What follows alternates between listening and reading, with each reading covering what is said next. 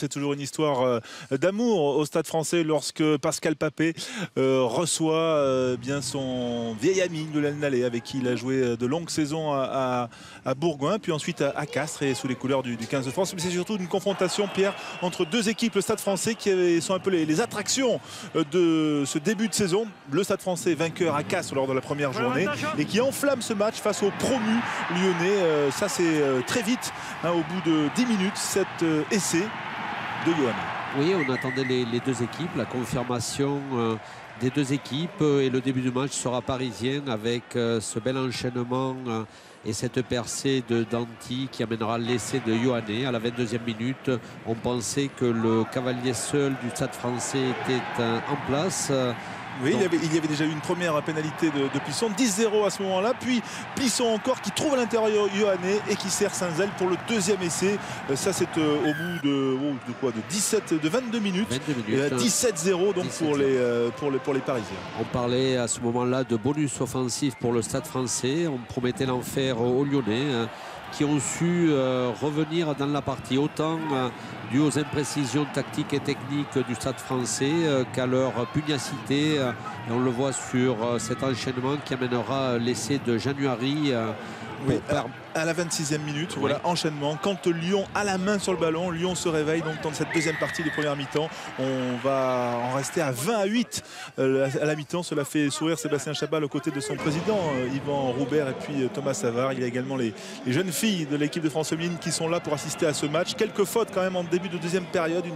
Une deuxième période qui effectivement, même la voiture fait une faute. Hein, le jeune homme qui pilote à l'image de cette voiture là, qui fait tomber le ballon du botteur de ce soir, Jules Plisson. Le résumé de cette deuxième mi-temps avec cette imprécision technique, autant la voiture que les joueurs n'ont pas trouvé leur marque sur cette deuxième mi-temps. Et donc une deuxième mi-temps très brouillonne, très confuse, qui verra les Lyonnais revenir et inquiéter jusqu'au dernier moment l'équipe du Stade Français. Oui, 20 minutes brouillonne, 23-8 à ce moment-là. Le Loup qui avait loupé deux pénalités notamment en première période par l'intermédiaire de Jérôme Porrical, mais qui réagit sur ce ballon porté, on va dire un peu à l'ancienne, à l'expérience, avec notamment Nallet, George Smith. Il y a January qui est là et ce ballon porté qui est conclu par Foury qui avait fait son entrée, l'une des recrues du Loup. Bon, il y a eu la vidéo pour l'accorder, mais en tout cas ça sanctionne une réaction et une réaction aussi tactique des Lyonnais. Oui, dans ce match décousu, sans rythme, sans trop de mouvements enchaînés, le Loup s'est retrouvé un petit peu avec les habitudes de Pro D2, plus à l'aise sans doute, et a contesté la suprématie et la domination du Stade Français de la première mi-temps. On a vu les 2 points aussi, la transformation échappée par la Kim Monroe, et puis la belle chevauchée de Toby Arnold. Voilà, ça joue. Les Lyonnais complètement libérés, on va dire, qui sont, ça y est, dans le tempo du top 14 avec Ratuvou et qui y vont avec générosité, mais malheureusement sans efficacité. Pour être effectivement dans le tempo du top 14, ils vont devoir apprendre très vite le réalisme, l'efficacité. Trop de points laissés en route ce soir qui aurait permis peut-être aux Lyonnais de faire le hold-up. Ils prennent un point de bonus défensif, c'est bien. Ils pouvaient espérer mieux vu la physionomie de cette deuxième mi-temps.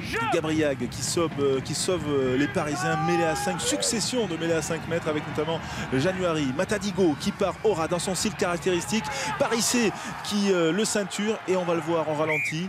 L'essai n'est pas accordé par M. Marchas. Pourquoi? Parce qu'il y a aussi le pied de Sergio Parissé.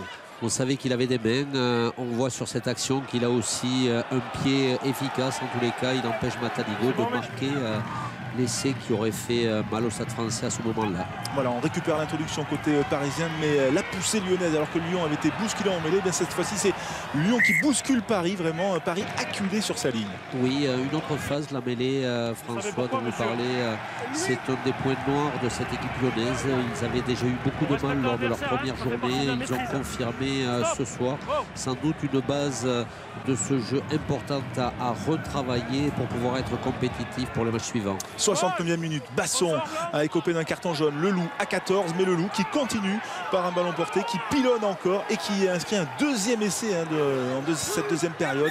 Et c'est signé Foury là encore, bel essai collectif. Il y a alors 23 à 18, mais l'essai qui sera transformé 23 à 20. Et donc il reste plus de 8 minutes à jouer. Et donc l'espoir peut-être d'une victoire, un hold-up peut-être. La possibilité pour Lyon à ce moment-là de venir arracher ce match, vu que Plisson de son côté manquait 2 occasions de donner un ballon d'oxygène à ses coéquipiers et le Lyon n'arrivera pas quand même à faire basculer ce match dans les derniers instants de la partie.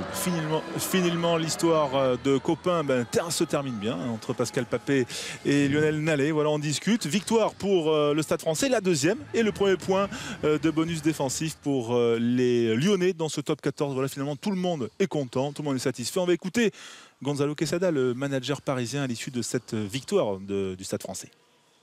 La sensation, je cherche une explication, mais la sensation que j'ai, c'est qu'on a senti que bon, ça allait venir tout seul, qu'on était en place, qu'on arrivait vraiment, tout ce qu'on a, encore une fois, tout s'est passé bien.